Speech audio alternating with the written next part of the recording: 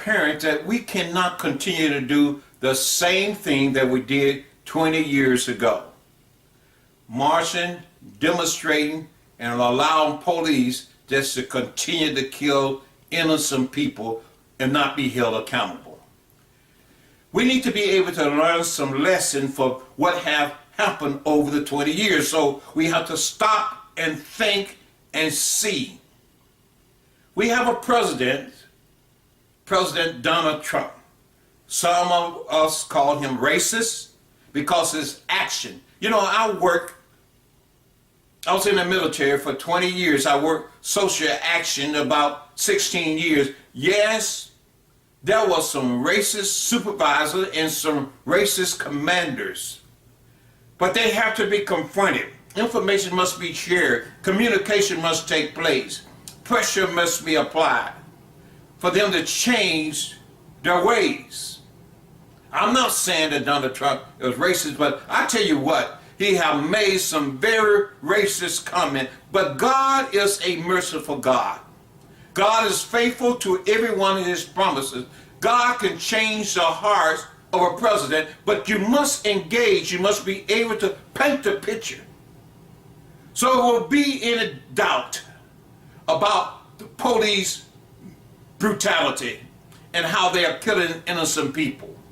We must be able to engage. Without engaging, you cannot get this done.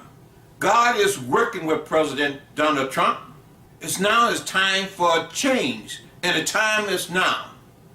When President Barack Obama was president, I wrote him over 30 times dealing with a number of different issues. And every revelation come to fruition. Back in 2016, before his term was over, I wrote President Barack Obama. I told him it would be a dereliction of duty if he failed to take concise action to expose the gravity of the problem of police brutality within the nation. President Trump inherited this problem. President Barack Obama did do something. There was an investigation into Chicago, Ferguson, and places of that type. And the Justice Department, they did their thing. They come out with their finding. But what happened initially, General Session did not even want to review the report. And President Trump had already made up his mind as to the way he's going to approach this.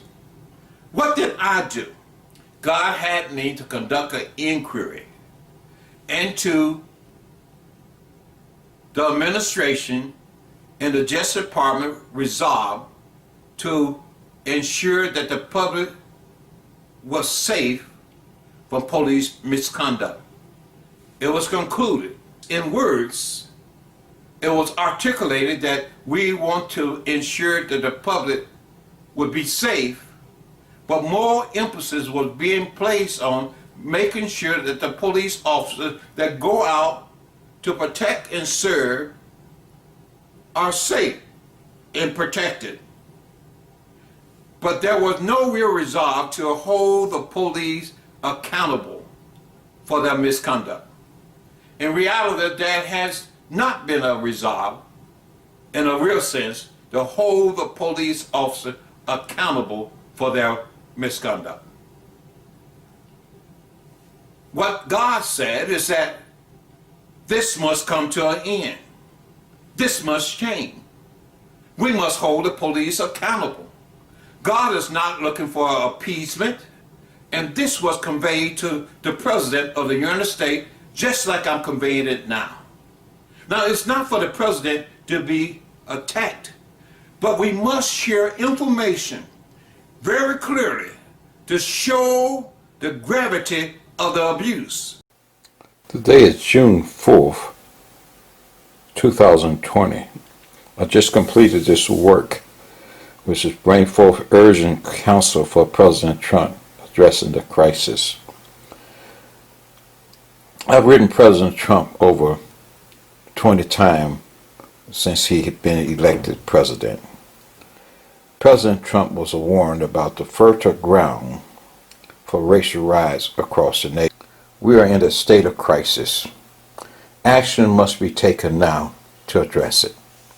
God is certainly a merciful God, faithful to every one of his promises.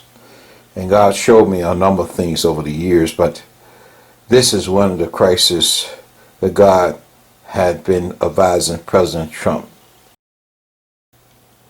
Here's a package which says urgent counsel for President Trump to address the crisis about the fertile ground for racial rise throughout the nation because of police misconduct.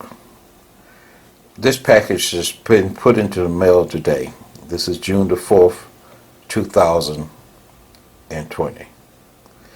Not only is this package going to him, but also a package going to his chief of staff and also one of his spiritual advisor, and also to the Attorney General of the United States, and of course President Trump, and also someone else that's in the ministry who have the ear to President Trump.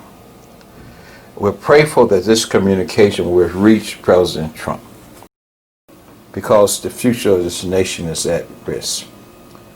But there's information contained therein that could help chart the course to heal this land in the name of Jesus. We have to be prayerful. It's time for the nation to come together and recognize the fact it's going to take all of us working together.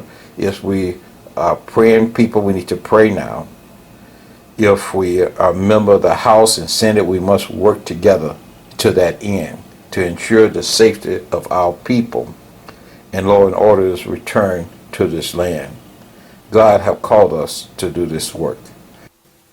But God has a point person.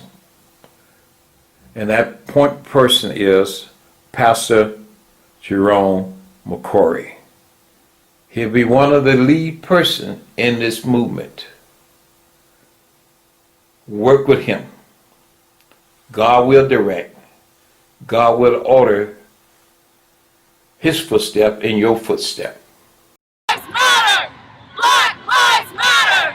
Black lives matter! Black lives matter! Black lives matter! And so now the church is faced with a new challenge. Come on. Because now we have to deal with faith in a Black Lives Matter world. And we've gotten, y'all know if I go down here on the floor, somebody looked at me funny and I just, I get close so they understand. We have to deal with the church in a Black Lives Matter world when we're afraid to say Black Lives Matter. That's right. Some of us go to our jobs, we so apologetic. Just because young folk run around talking about Black Lives Matter. They do. But what they're not saying is that other folk lives don't matter. Yeah, that's right. What they're saying is y'all won't treat us like we do matter. And then in the church, we mistreat our young folk. And wonder why they don't want to be bothered with us. Hey, the priest for a minute. Can I just have 1 minute? Because there is a word that comes from God. The reason that the police can keep killing us. The reason that we are now turned on each other and are killing each other is because the faith, the folks who ought to be out here to help us are still sitting in church on Sunday morning.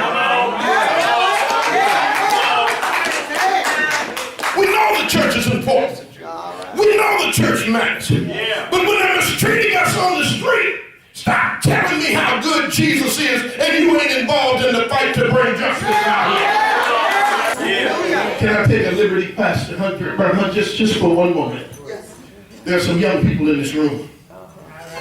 Let's be honest. You have felt alone. And you haven't always known where to turn. You don't always know how to talk to folks because they get offended at your language. If you're here right now, talk to my young folk. If you're here right now, and you know that you are against some obstacles that you don't know what to do with, you're living in a Black Lives Matter world. I want you to come right now. Just get up and come. Don't even think about it. Don't even think about it. Come on down here. Come on, y'all. Come on. Come on down here right now. Come on, young folks. Come on. Don't hesitate. Come on. Come quickly. Come quickly. Because if you don't come quickly, the only thing I remember about my sermon is that it was too long. Come quickly. Come on, young folks. Where y'all at? Come on. Oh, yes.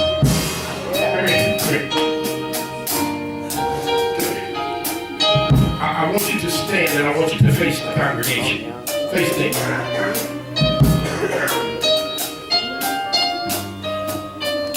Sister Captain Moore, this is what's at stake. Yes. This is what's at stake, y'all. When the church becomes an active, you look at some old footage of Dr. King. Look at some of the marches. You'll see him in suit and tie. I've been around Chapel Island. Into that similar Montgomery March. I know what I'm talking about. It's because they walked right out of church and got in the fight. It wasn't better than nobody else because they had church membership and they didn't. This is what we have at stake. Maybe not here, but in other parts of the country, they're being miseducated. System ain't teaching them nothing. First time they get frustrated, they call them bad. Suspend them. Send them home. And instead of us trying to figure out what really happened, we blame the kid. I told you don't go up there and act. You don't even know what happened. They need us. They need us. Fellas, guys, just take 2 steps forward. They're trying to kill as many of them as they can. Because they recognize that as our men go, so goes our people. Do you know the fear that a mother must feel? That she can't send her baby to the store at 6 o'clock in the evening and not keep watching out the window praying that he returns? There's something wrong with our system. And what they've done is they've thrown the cheese in the middle of the floor. And the fastest rat gets the cheese. So the ones that are not eating, guess what they do? They did an experiment. They all started turning on each other. That's what they've created in the black community. We don't know how to come together anymore. We've been taught to be macho. We've been taught to be macho so that if you're walking down the hall of school and I put your shoulder, and I begin to say, excuse me, your response is, what's wrong with you? And it leads to a fight that oftentimes we don't forget about. We take it back to the neighborhood with us. And we're killing each other. And I don't know how you...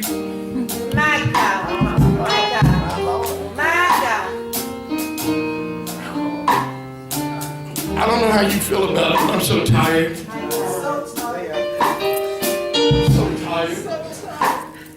I'm so tired as I travel this country and do the assignment that God has given. I'm so tired of looking at mothers who talk about how they lost their children. I'm so tired of looking at people, and the people that you think ought to help. I don't care what anybody says. There's a young man here right now. Come here.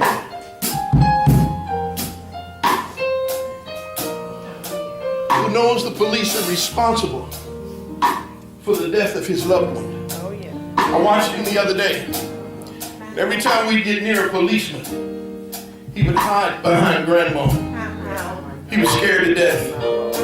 This is a society we're creating with our silence, with our being quiet, with our holier than thou attitude. Those people. We are those people. God is calling us deacon and trustee, missionary and partner. God is calling us to go outside. Just to let, step up sisters, just to let the Regia boys of the world,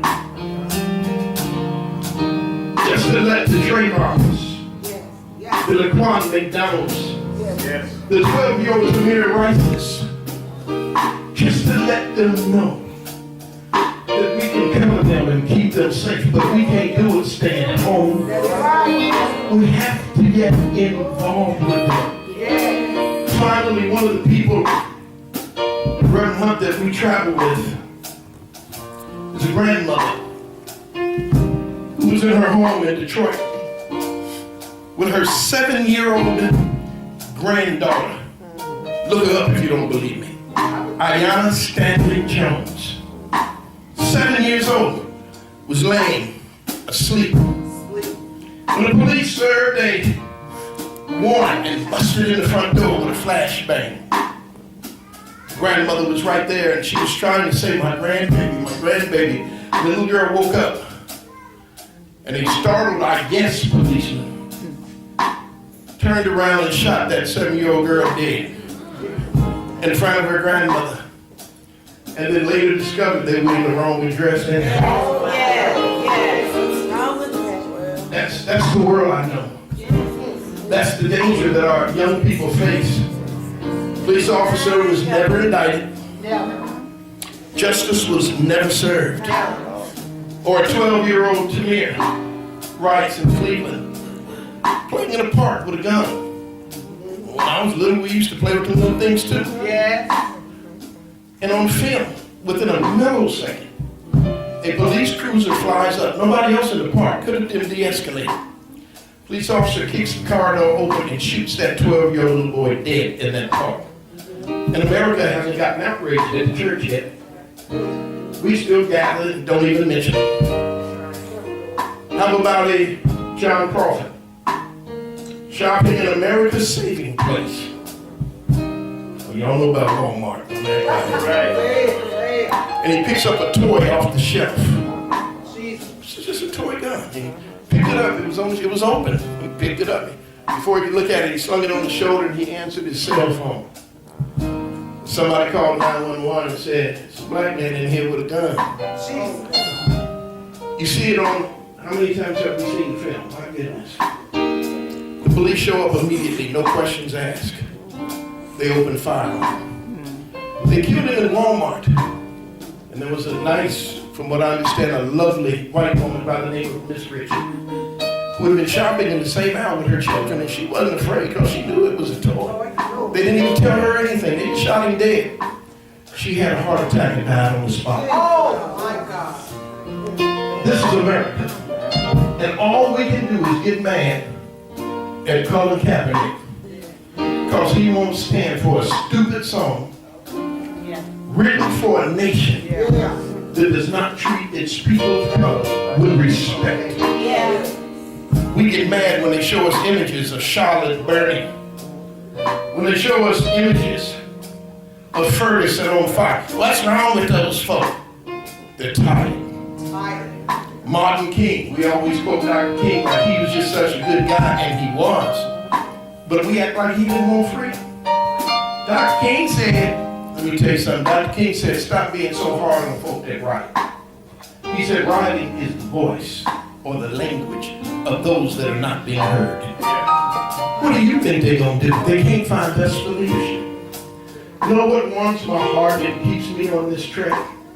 When I go to New York on the street, when I show up in Cleveland on the street, when I pop over to Ferguson and hit the street, and young folks are out there and they marching, they screaming, they hollering, they'll change the language. And somebody will turn around, young folk that I don't even know, and they'll say, hey, there's Red. Ain't that you, Red? I tell my wife I almost have the ugliest mug in the world because everybody can recognize it. And those same young people that were throwing bricks and bottles come over and give me a hug and say, Red, thanks for being out here with us. And at least for a little while, the demonstration becomes peaceful. The anger and the hurt is still there. But then they realize there's somebody who loves God that loves them too. Brothers and sisters, I'm not advocating everybody go out on the street.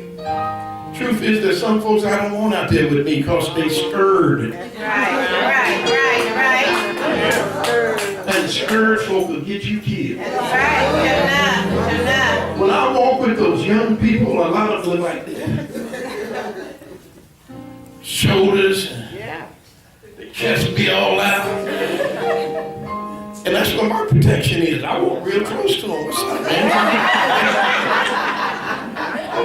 We having a good time. But if we don't bring faith to their fight, their battle for education, for economics, how are you going to tell them they can own a business and they don't see black folks that own businesses now? That's right. We must put something in them to save them. And I'm sorry that this is taking long, but I got to follow the Holy Spirit. I'm an ordained Baptist preacher, but I still believe in the gifts of tongue. I believe in the anointing of the Holy Ghost. I believe in everything the Bible says. My grandmama used to say, from kibble to kibble, son, you better believe all of it. The battle is God's, and if we're God's people, we better get ourselves out there. I'm selfish. I'm selfish. And I got to get into Charlotte and Tulsa, and I go to Ferguson and all these places. I'm selfish. Because I don't think the Lord will show up till I get there. I keep saying, He my God. If He's your God. Jackson, Memphis, there's some issues right here. There's some issues right here. We keep electing folk we know. Because we recognize their name. Now, I ain't putting Hillary down. I ain't care nothing about Donald Trump. I used to say, boy, if that man ever get in the White House, I'm leaving. But the truth of the matter is, I ain't going no place.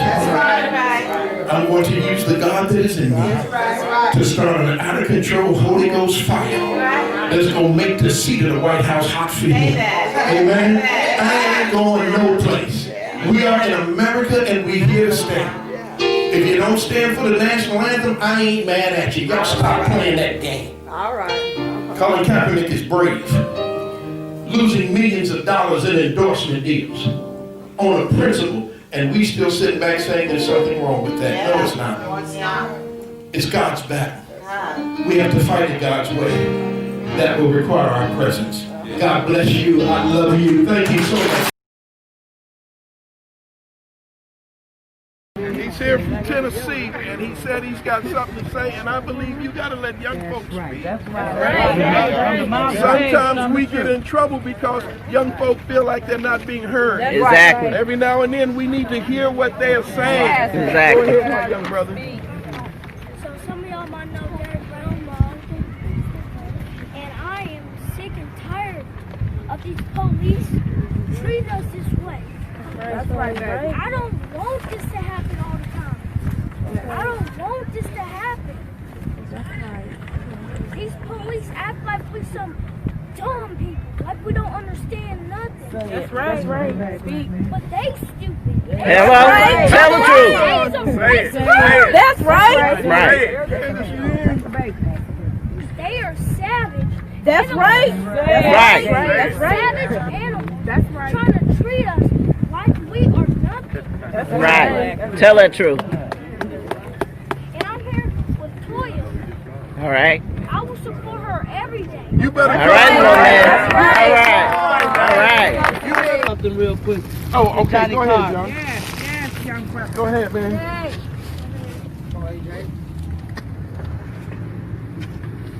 If any of y'all know me, y'all know I'm not a crier like that, and I'm not, but through all the stuff I've been through, Come on. I never really let anybody see the tears, but It's okay. I'm fighting it back It's all right right, now. my No, brother. baby, let it flow. We right here. All right. We got It's you. all Let it right. flow. We with you. Come on, AJ. We got you. Let it flow. Every day. In the morning I wake up and I hope my life don't get taken like some of these kids out here, man. You should not live in fear. I can't take it. I'm tired. I'm tired of going to marches. I love it. I love coming together, but I'm tired of it. Come I'm on tired here. of waking Come up every on. morning scared of this. Come I'm on. tired That's right. of fighting back tears because we don't deserve this. I go to school like everybody else. I do my best like everybody else.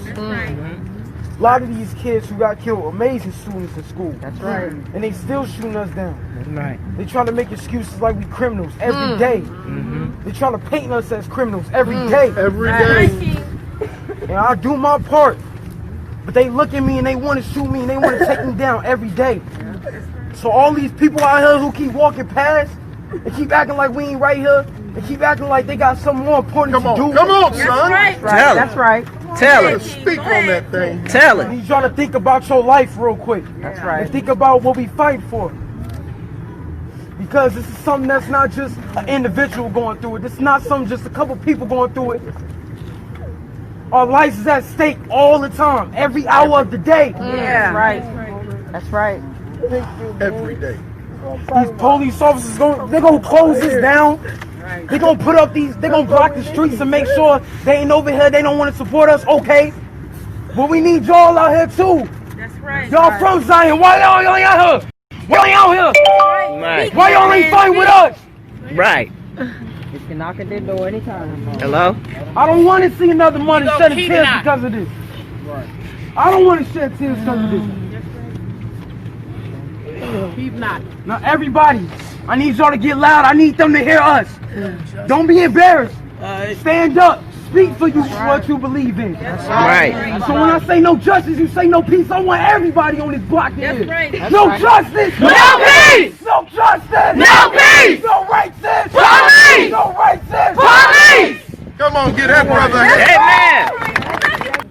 Our leaders don't always choose to be. It falls into their lap. These are our leaders. And if we, brothers and sisters, can't learn to be good followers, then we might as well get out the way. These are the leaders. These are the intelligent black women who know what time it is. These are the black women who have lost their babies needlessly, wrongfully, and unjustifiably. And we've come to stand with them simply to say no justice, no peace. Okay. Justice for Justus Howell, I am Samaria Rice, the mother of Tamir Rice. If you guys don't know my story, Tamir is the 12-year-old in Cleveland, Ohio that was playing with the aerosol BB gun, and the cop shot him less than a second. My son was no menace to no neighborhood. He was just doing what boys do, play in the park. In this journey, I met a lot of moms, and we're on the same destiny, the same journey, and I'm here to make the government uncomfortable. I'm here to make the government uncomfortable. That's what I'm all about. I care nothing about no police at all. And that's just the way they put it for me. You know, they made me a leader when they killed my son, and I don't have to shut up, and I don't have to be quiet. I'm here in unity today with Latoya Howell, and that's the way it should be, you know? My name is Kimberly Handy Jones. My son was Cordale Handy. He was executed in St. Paul, Minnesota. I don't call it a homicide, I call a thing a thing. It's not a homicide, they're executing our children. That's right. But let me tell you who I really am. I am Adaisha Dawkins. Come on. Vernette You McFadden. better come on. Kim Griffin. Kanisha Lazine. Tyann Williford. I am Aurora Karen Winters. Yeah. Candace McCorry. Eric Russell. Anternitia O'Neal. Come on Geneva Reed-Veal. Come on. Alicia Kirkman. Call the roll. I am Kimberly Diane Handy. Oh, come on here. Come on here. And my son are their kids. We are all in unity to one here today. And as I said, this was necessary. And we're just going to be open vessels, and we're going to allow God to use us. We can't continue to keep allowing the police to kill our children. I don't even know what it looked like to be a grandmother to my son. There's a lot of these ladies, or a lot of them are left to raise their grandchildren. We will never know the possibility of what our children's life might have been, could have been, that was stolen from us. But I know a thief greater than the thieves down here on earth. I know somebody bigger. I know somebody better. That's right. I don't know what they thought. They thought they executed our sons, but we still here. And like Reverend McCorry said, we standing on the promise of God, and I shall not, I repeat, I shall not be removed. Don't be moved. I'm going to be here. Come on. When things get bad and it looks like it just ain't going to work, I know my God is a way maker. He don't make a way out of no way. He ain't brought me this far to leave me, none of these ladies. And we're going to keep standing. Keep fighting. And we're going to keep fighting the good fight. Oh, I love you. We are purpose, ladies. Come on. God has something bigger. He has something better. And victory is ours. Right. Not say me, but says the Lord. Come on. No justice. No order. My name is Cynthia Dawkins. I'm from Washington, D.C. I came here today to stand in solidarity with my little sister. That's her. Latoya. Latoya Howell. You know I know your name and saying it the whole week. Latoya Howell. I just want to say, Latoya, I'm here for you. My son was killed in community violence. His name was Timothy Dawkins. He was 24 years old. He was a mentor in his community. He fought for issues like this right here. He traveled with Marian white eldermen, you know, talking about these same issues as he was gunned down in the street. So I feel your pain. It doesn't matter how our children was killed. Our children are no longer here, be it police brutality or community violence. Our kids were killed by the same thing, a gun. So I'm here to support you, stand in solidarity with you, and let you know, show you love. I want our kids to stop killing one another. Who are you working for? Are you working for the KKK? Are you? Because you taking away our youth. You taking away our future. We gotta stop this. We gotta wake up. Just like the sister got in her earring. Stay woke, y'all. Stay woke. Come on now. Stay it's not woke. about, you want a pair of shoes. It's not about a beef or not about you being in a block or owning a block or you on my block. It has nothing to do with that. Wake up. Stay woke. Stay woke. I'm going to pass it on. I'm not going to use this. I am Geneva Reed-Veal, the mother of Sandra Bland. And I am not out here playing games. None of these mothers out here playing games. All right. For you today. All right. And so for every reporter back there, I ain't answering nothing. Because I'm here to support her. Come on. And so whatever you need to know, you ask her. Come on. Come on. We're not out here for your money shots. We out here because this is real business. This ain't no reality show. Come on. Real. Say so, sister. You understand? Say So just because somebody ain't smiling at you, it don't mean they nasty. It means they serious. Right. And they missing it. You better come on. Right. So every time you turn around and somebody's in your face, you kind of, instead of want to do like this, you just not respond. Yeah. You understand?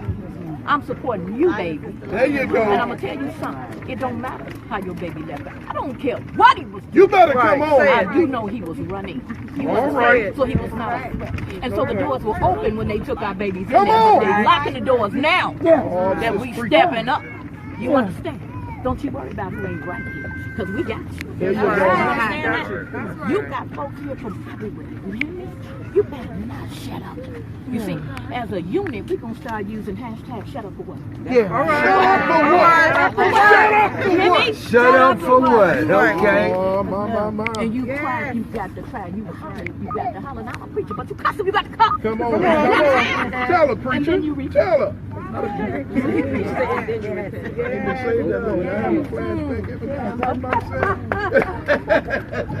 Come on. Let's go. My name is Kimberly Griffin. My son is Kimoni Davis.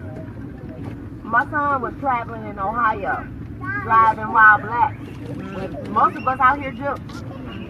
They said my son was going 11 miles over the speeding limit. They chased my son 20 miles just to kill him and his passenger. But today is not about my son. Today is about justice. Right?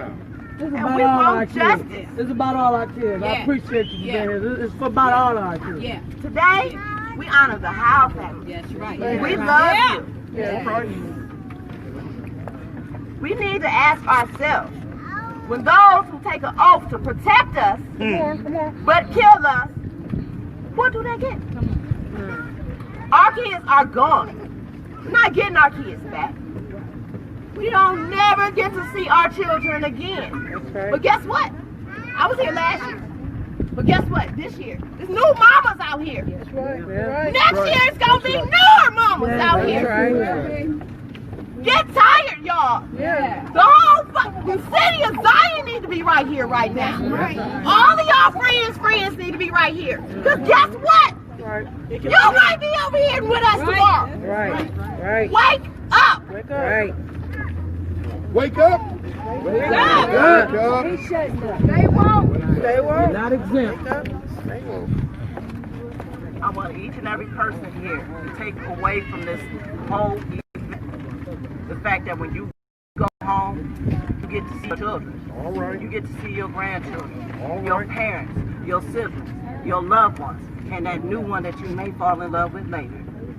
Okay? But we as parents have knowledge of things that we never want to have. Because I can say to you, 364 days, 24 years, 364 days. That's how long my daughter, Adaisha Miller, lived. And nobody should ever know those numbers, especially about their child. Every day there's another mother, another father, another sibling, another uncle, aunt, grandparent, child, looking in a black hole knowing that their loved one is going in there next. A life was taken, not because he was trying to hire someone, not because he was out here selling drugs, not because he was coming after a cop, simply because his skin was brown and he was male. Justus Howell should get to be a grown man, get to be a surgeon, do what he wanted to do, which was save lives. All of our children had dreams and aspirations to be more than that, to be more than somebody on the marker, to be saying, I did all these things. Don't worry about the beginning and the end. Read what I did on the dash. All right? If you want to understand something, understand that this is wrong. What happened? Hey, Frank, you got a story over here you're speaking on. Nah, baby. I got some for y'all. Justice for justice. No justice! No peace! On my laptop. No justice! No peace! They done shut down City Hall. Or did we shut down City Hall? Justice! No peace! No racist! Police! Sister Tyann. My name is Tyann. I'm the mother of Derek Brown. He was killed running for his life. I just want to thank Latoya Howell and Alice for bringing us out here. Reverend McCorry, I had nobody until they came to Tennessee to support me. I appreciate you guys so much for making us a part of this. We love you, baby. You ain't by yourself. Right.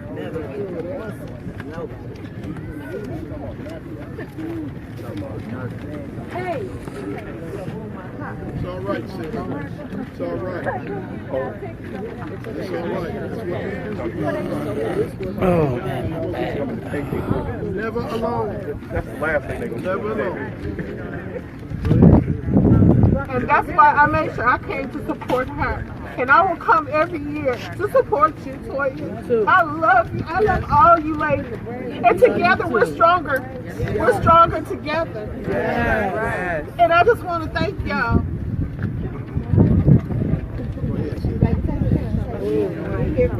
We love you, Tyann. We love you, Tyann. Hi, everyone. My name is Vernette McFadden. I am from Glen Burnie, Maryland. I am the mother of Randoff, Linton, and Reginald McFadden. They was murdered through community violence 6 weeks apart. I'm here to support Latoya, and thank you, Miss Alice, because I love you so much. I'm not going to talk loud, but I'm going to say this. I love this color of my skin. I love being black. I love the color of my hair. I did not choose murder. Murder chose me. I am standing here because this is not the color of murder. No. I will fight to the day and for my sons, for your sons, and for everyone's sons. So I stand here with you to let you know my power is black power. And that's what I'm here for. To support black power. Thank you, sis. I don't know. I have a big voice. I don't even think I need it. Good afternoon, everyone, and thank you all for being here to support the Howell family. I met Latoya back in October of 2015, just months after Justus was murdered.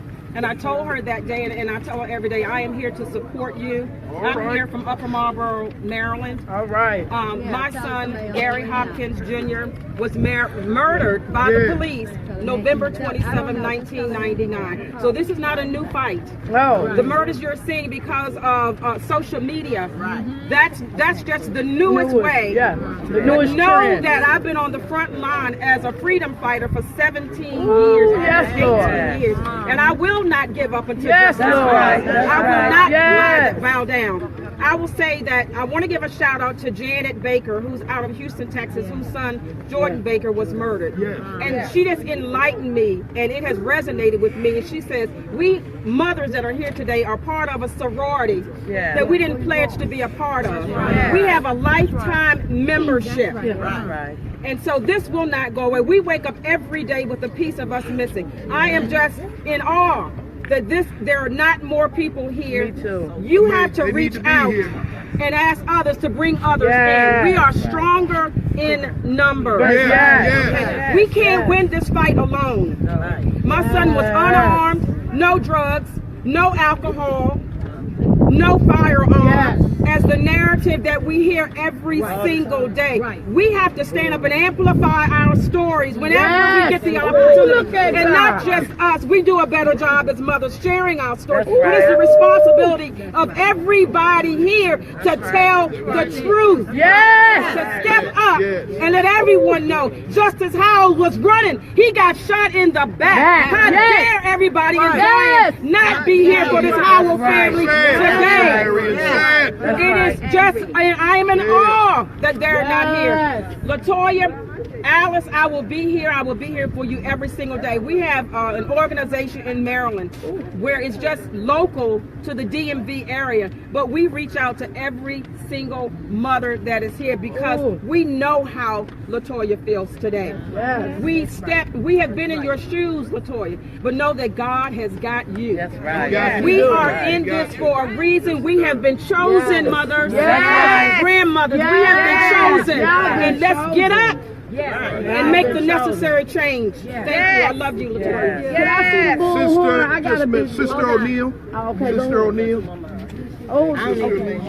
Hey, she the one who took Justice to Brazil. His story reached Brazil because of Marian Hopkins. Sister O'Neal. I guess I'm loud enough. I'm loud any other time. Preach. They say when 2 and 3 gather together in His name, God is always in the midst. My name is Anternitia O'Neal. My son was 19 years old. He was killed November the 21st, 2012. The evening before Thanksgiving, as I had his babies. He had a baby the day after he passed. So we getting Thanksgiving and all that together, you know. But God said He had another Thanksgiving ready for me. So the celebration was, December the 1st, where I had to bury my baby, you know. But I'm going to say this. When I want to first give my condolences and respect and everything to the Howell family, Latoya. I met her. She was the first rally and mothers and all that I met, throughout the journey or whatever. And since I met Latoya, I met other mothers where I went. This is my second year being here. And Miss Alice, I love Miss Alice. That's Ain't Miss Alice. And so basically, I just want to say, God be with you, Latoya. May God continue to bless you and keep you, and in the honor of Justus name, I will forever continue to fight for my son. That's okay, I can talk over Latoya. Come on, sis. I will continue to fight for justice for my son and for everyone else, And like I said, it ain't always about monetary, because that's what I'm not about. I've been getting it from the mud. I'm from the hood, so I've always got it from the hood. You know what I'm saying? So my thing is this.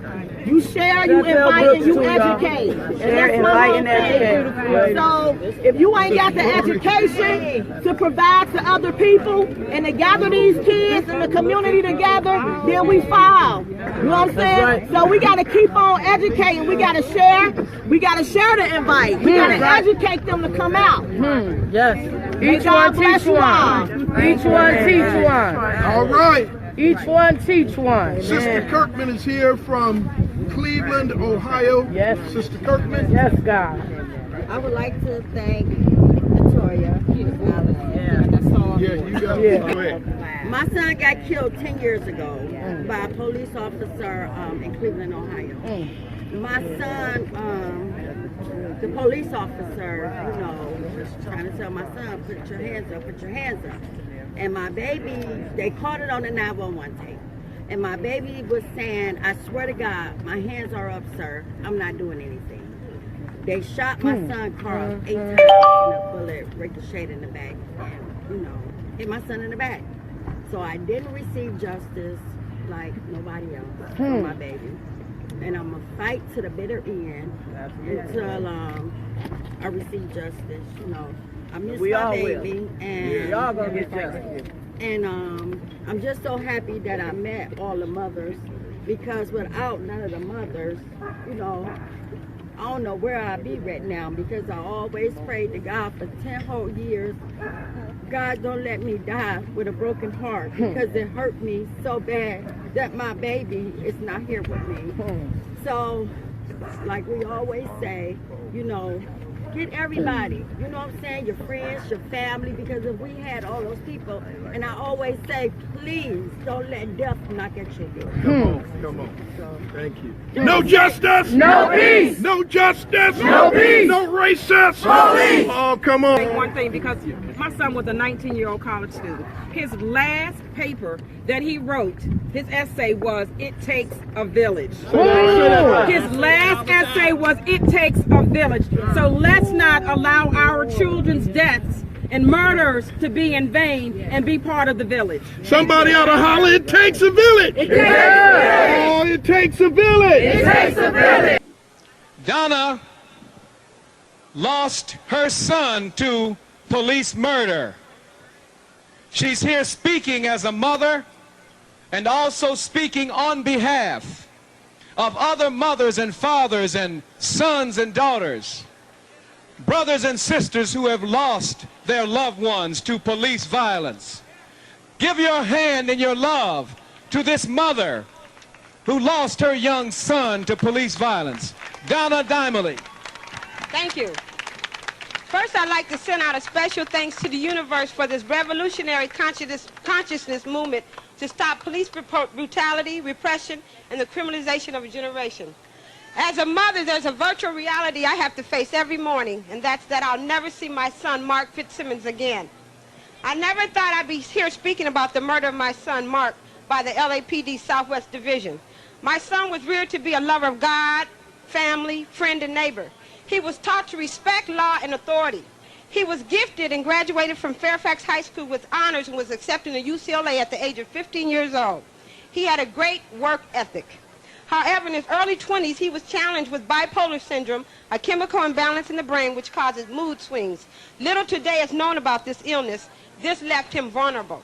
And on the morning of July 2nd, 1998, Marc left home around 9 a.m. to go to the Bank of America for me. Little did I know I would never see my son again. On the morning of July 7th, 5 days after he was missing, I received a phone call from my parents who live in Cleveland, Ohio. The Cleveland Police Department showed up at their home and told them to call the Los Angeles County Coroner's Office. My son was dead. My son died within a 2-mile radius of my house in Jefferson Park, where I sit on the board of directors, and yet the coroner's office never notified me or allowed me to identify my son. They tried to convince me it was a rightful killing. They said my son had a meat cleaver and had attacked some unnamed lady. I implore anyone who my son hurt to please come forward. They told me he confronted 2 police officers, Thomas Malcolm and Daniel Russell, Southwest Division. They were afraid of a 5'2" and a man who weighed 125 pounds, so they shot him in the chest to protect themselves.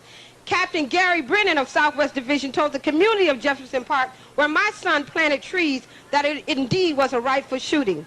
Officer Rodriguez of Robbery Homicide, Southwest Division, even told my godbrother, Nevitt Green, who works for American Most Wanted, that my son was confronting the officers and they had no other recourse but to shoot him in the chest. I never believed a word they said. How do you leave home, a law-abiding citizen, disappear for 5 days and then become criminalized?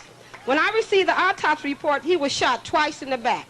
Not only was he shot twice in the back, but he was driven from Jefferson and 12th Avenue, handcuffed in the back of a police car to UCLA Medical Center. Yet they gave Robin Lloyd Starks, a reporter for the Sentinel, a timeline when the paramedics was called and arrived at the scene. They blatantly lied and deceived the community. What I'm trying to convey to you today is that we are in a state of emergency. If this happened to my son, I realize it's happening over and over again throughout the United States. It's impacting all our lives. Daily lives are being stolen. As my friend Joy Johnson says, it either paralyzes you or it galvanizes you. This incident enabled me to mobilize my efforts to campaign for public awareness of police brutality, repression, and the criminalization of a generation. As my father told me, you're either part of the solution or you're part of the problem. People do not always feel comfortable exercising their power of choice, but as we know, our not choosing is also a choice, and we are every bit as responsible for the results of our passivity as we are for the results of our deliberate choices.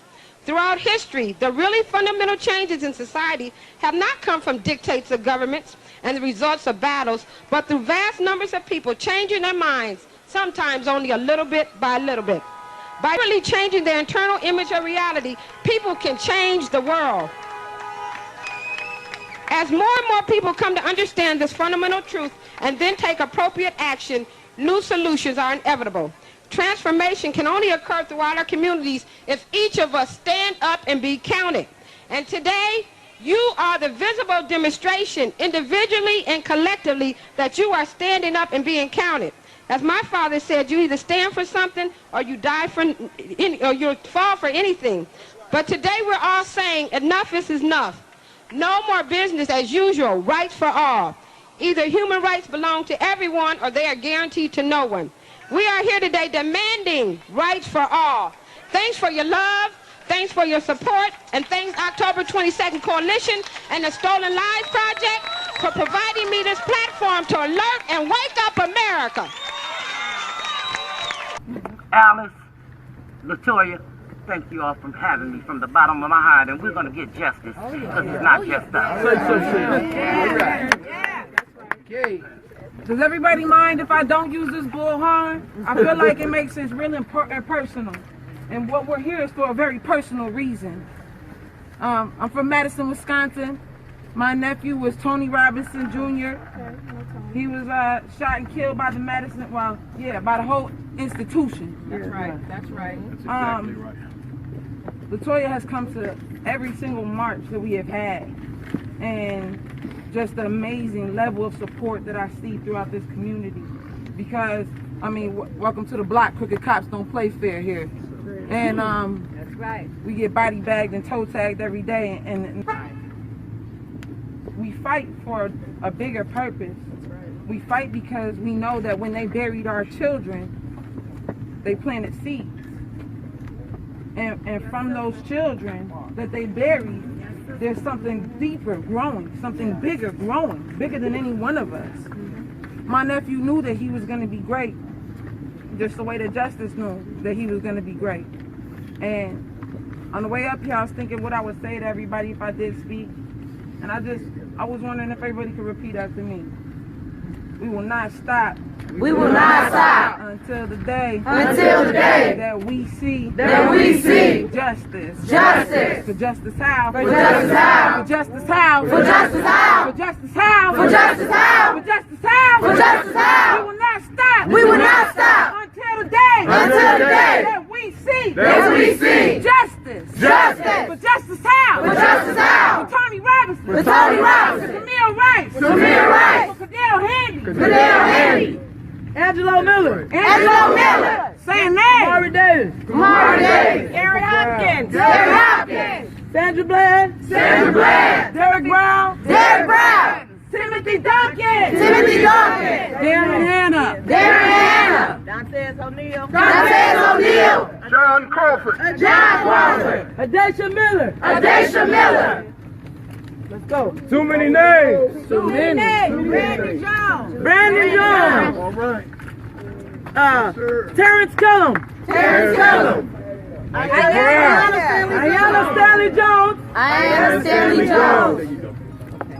Justice for all. Justice for all. Darius Pines. Darius Pines. Philando Castillo. Philando Castillo. India Kager. India Kager. Jamar Clark. Do we see the problem? Yes. Korean gangs. Names that can fill up this whole police station. That's and right. 10 more just like it. Yes. And that is a problem. Michael Wesley. Michael Wesley says Michael Wesley. See, we got a couple of mothers that's not here. Alonzo Smith. Michael Brown. Michael Brown. Christian Taylor. Christian Taylor. Oscar Grant. Oscar Grant. Sean Bell. Sean Bell. And the list goes on. All of these names, same results. Something's got to change here. Kevin. Same results. They all in the same. Our kids are gone. And the community is dead. Where are they? I see houses everywhere. I don't see people. I don't see the people out here. See, this is the problem.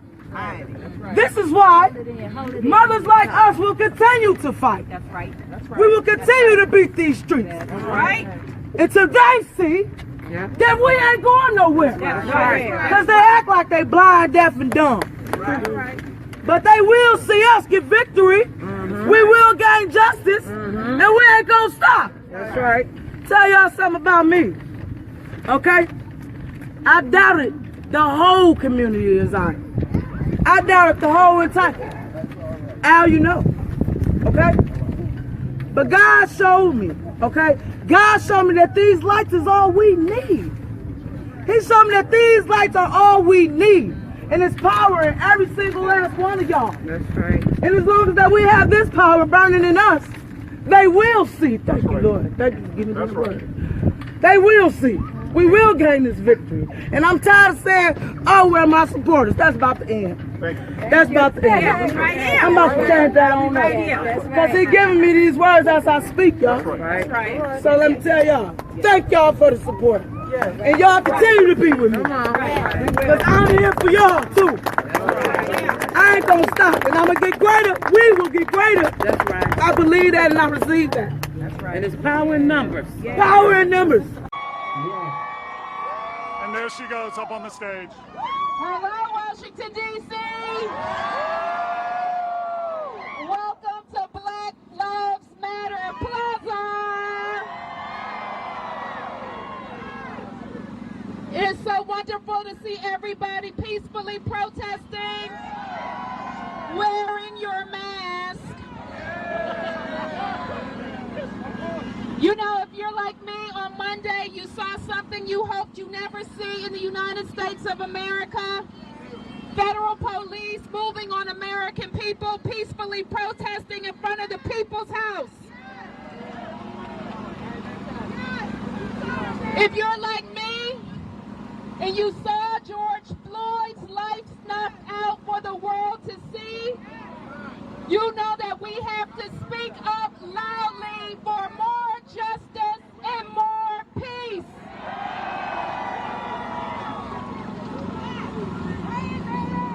And if you are like me, I have a 2-year-old girl.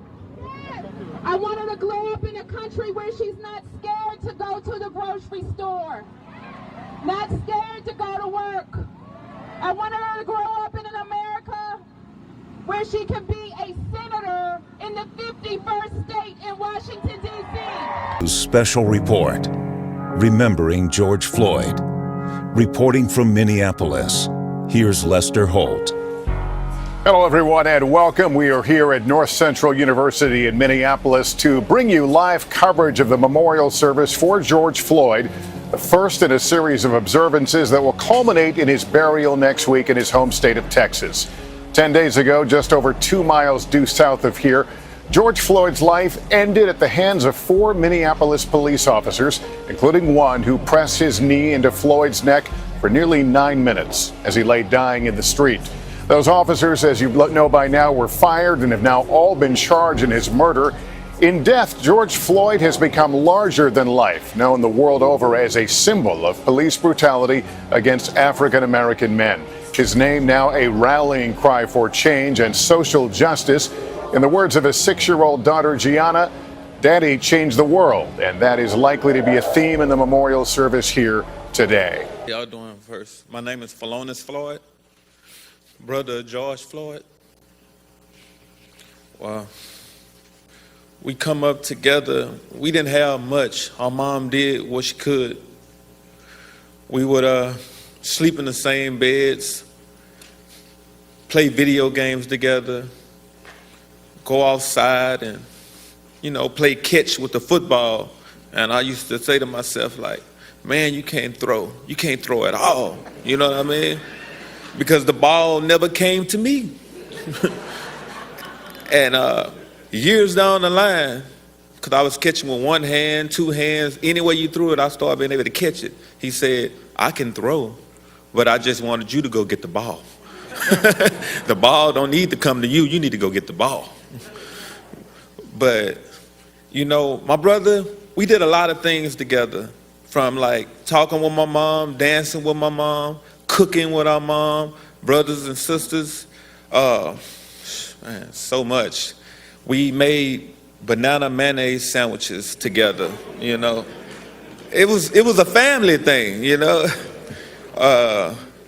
Every day, we know when we come in the house, our mom was gonna have a huge plate of food separate from each other, and we would sit there and argue with each other who plate it was. And I'm like in like 10 or 11, I'm talking about the plate with 6 pieces of chicken is mine, and he way bigger than me. You know what I mean? He's huge. So, man, from that, being in the house with my brother, man, it was just like inspiring to other people, because my mom used to take in other kids, and most of them was George's friends, and they wanted to stay with her. They loved her, you know, and my brother, he was okay with it. So then you had 3, to me, they were grown then, because they kicked me out the room. They were 3 men, like 16, 17, they grown, sleeping in the same bed, waking up, going to the same school. And they wouldn't leave each other at all. They always wanted to be with each other at all times. I remember nights when the day before school, we didn't have a washing machine. So we would all go in and put our socks and underwear in a bathroom sink and just start washing them. If we didn't have detergent, we would use soap, but we would wash it. We were gonna be clean. We were gonna be clean. So we would literally, right after that, we would take the socks and hang them over the hot water heater. And we'd take the underwear and hang them over there. And we would fight about it, me and his friends and all of them. Like, no, you did it last night, because your clothes probably still be damp the next day if you don't put it on the hot water heater. So from that, and we learned a lot of stuff, but it's crazy because we didn't have a dryer. So the fastest way to dry your clothes was to put it in the oven and let it dry faster like that. So it was just, man, I love my brother, man. We had so many memories, you know, together. I remember him waking me up, telling me, hey man, can you iron my clothes for me? And I look at him, but then I look at his size and I say, you right, big bro, you right. You know what I mean? It was just amazing. Everywhere you go and see people, how they cling to him. They wanted to be around him. You know, George, he was like a general. Every day he walks outside, there'd be a line of people, like just like when we came in, wanted to greet him and wanted to have fun with him. Guys that was doing drugs, like smokers and homeless people, you couldn't tell, because when you spoke to George, they felt like they was the president, because that's how he made you feel. He was powerful, man. He had a way with words. He could always make you ready to jump and go all the time. Everybody loved George. The Black Lives Matter protests have now spread across the world, with people coming out in solidarity in their country. So let's take a look at some of these protests in different cities around the world. So let's start with London, where thousands of protesters gathered in the British capital calling out police brutality. With little to no social distancing, demonstrators wearing masks gathered in central London around Parliament Square.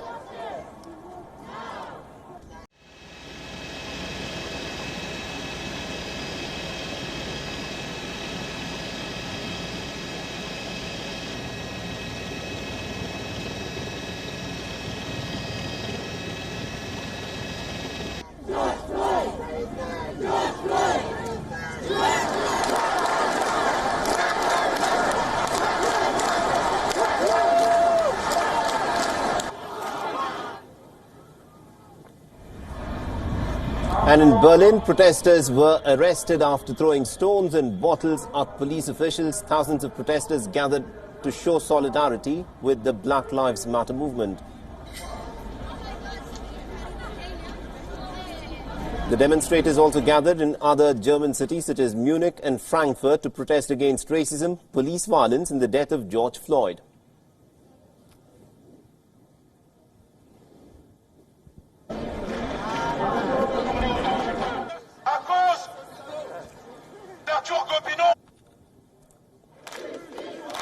And hundreds of Parisians took part in Black Lives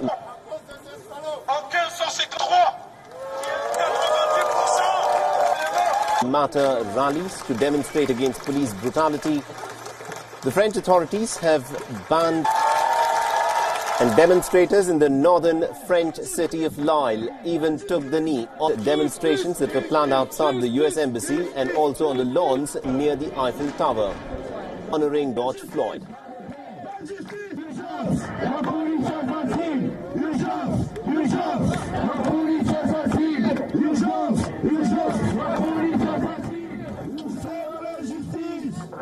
Meanwhile, in Australia, several protesters were pepper sprayed by the police inside Sydney's main train station following a peaceful protest throughout the city.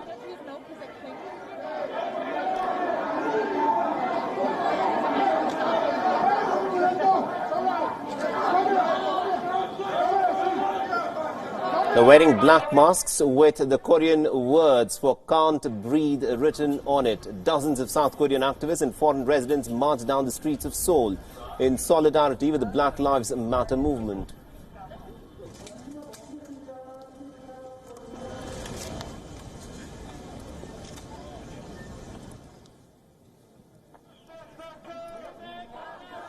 Meanwhile, in Japan, several hundred people gathered chanting "I can't breathe" and also called out police abuse in their own country. Today, it is apparent that we cannot continue to do the same thing that we did 20 years ago. Marching, demonstrating, and allowing police just to continue to kill innocent people and not be held accountable. We need to be able to learn some lesson for what have happened over the 20 years. So we have to stop and think and see. We have a president, President Donald Trump. Some of us call him racist because his action. You know, I was in the military for 20 years. I worked social action about 16 years. Yes, there was some racist supervisors and some racist commanders. But they have to be confronted. Information must be shared. Communication must take place. Pressure must be applied for them to change their ways. I'm not saying that Donald Trump is racist, but I tell you what, he have made some very racist comments. But God is a merciful God. God is faithful to every one of his promises. God can change the hearts of a president, but you must engage. You must be able to paint the picture. So it will be any doubt about the police brutality and how they are killing innocent people. We must be able to engage. Without engaging, you cannot get this done. God is working with President Donald Trump. It's now his time for a change, and the time is now. When President Barack Obama was president, I wrote him over 30 times dealing with a number of different issues. And every revelation come to fruition. Back in 2016, before his term was over, I wrote President Barack Obama told him it would be a dereliction of duty if he failed to take concise action to expose the gravity of the problem of police brutality within the nation. President Trump inherited this problem. President Barack Obama did do something. He sent out there was an investigation into Chicago, Ferguson, and places of that type. And the Justice Department, they did their thing. They come out with their finding. But what happened initially, General Sessions did not even want to review the report. And President Trump had already made up his mind as to the way he's going to approach this. What did I do? God had me to conduct an inquiry into the administration and the Justice Department resolved to ensure that the public was safe from police misconduct. It was concluded in words, it was articulated that we want to ensure that the public would be safe, but more emphasis was being placed on making sure that the police officers that go out to protect and serve are safe and protected. But there was no real resolve to hold the police accountable for their misconduct. In reality, that has not been a resolve, in a real sense, to hold the police officer accountable for their misconduct. What God said is that this must come to an end. This must change. We must hold the police accountable. God is not looking for appeasement, and this was conveyed to the President of the United States just like I'm conveying it now. Now, it's not for the President to be attacked, but we must share information very clearly to show the gravity of the abuse. Today is June 4th, 2020. I just completed this work, which is bring forth urgent counsel for President Trump addressing the crisis. I've written President Trump over 20 times since he had been elected president. President Trump was warned about the fertile ground for racial riots across the nation. We are in a state of crisis. Action must be taken now to address it. God is certainly a merciful God, faithful to every one of his promises. And God showed me a number of things over the years, but this is one of the crises that God had been advising President Trump. Here's a package which says urgent counsel for President Trump to address the crisis about the fertile ground for racial riots throughout the nation because of police misconduct. This package has been put into the mail today. This is June the 4th, 2020. Not only is this package going to him, but also package going to his chief of staff and also one of his spiritual advisors, and also to the Attorney General of the United States, and of course President Trump, and also someone else that's in the ministry who have the ear to President Trump. We're prayerful that this communication will reach President Trump because the future of this nation is at risk. But there's information contained therein that could help chart the course to heal this land in the name of Jesus. We have to be prayerful.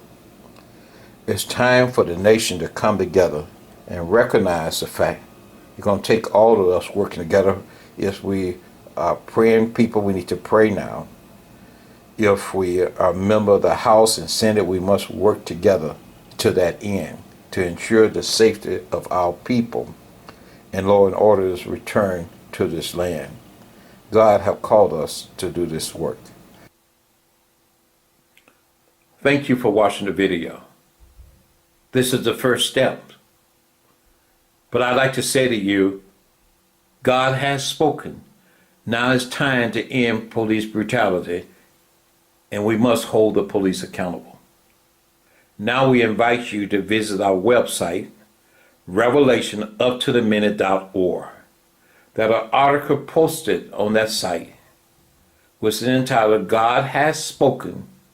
Now it's time to end police brutality and to hold the police accountable.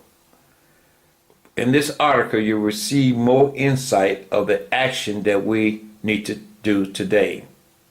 But God has a point person. And that point person is Pastor Jerome McCorry. He'll be one of the lead person in this movement. Work with him. God will direct. God will order his footstep in your footstep.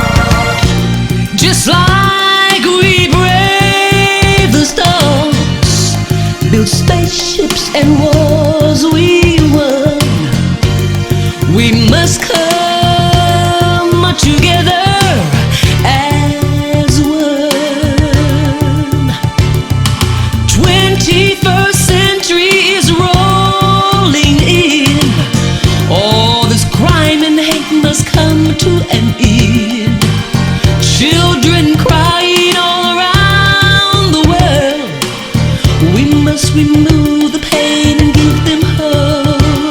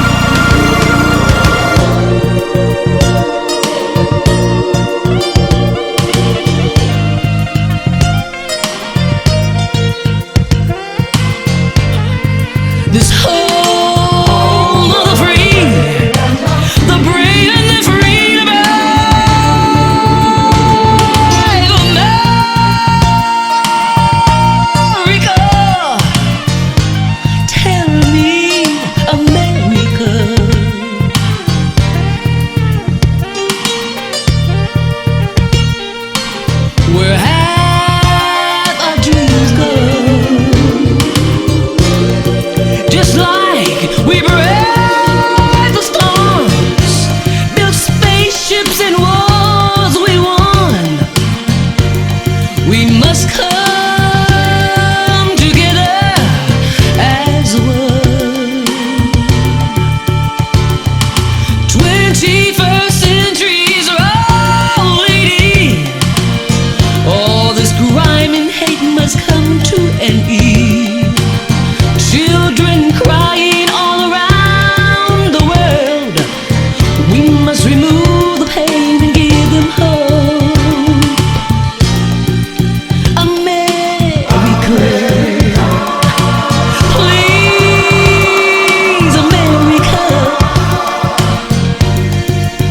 Oh, America, we must restore this troubled land.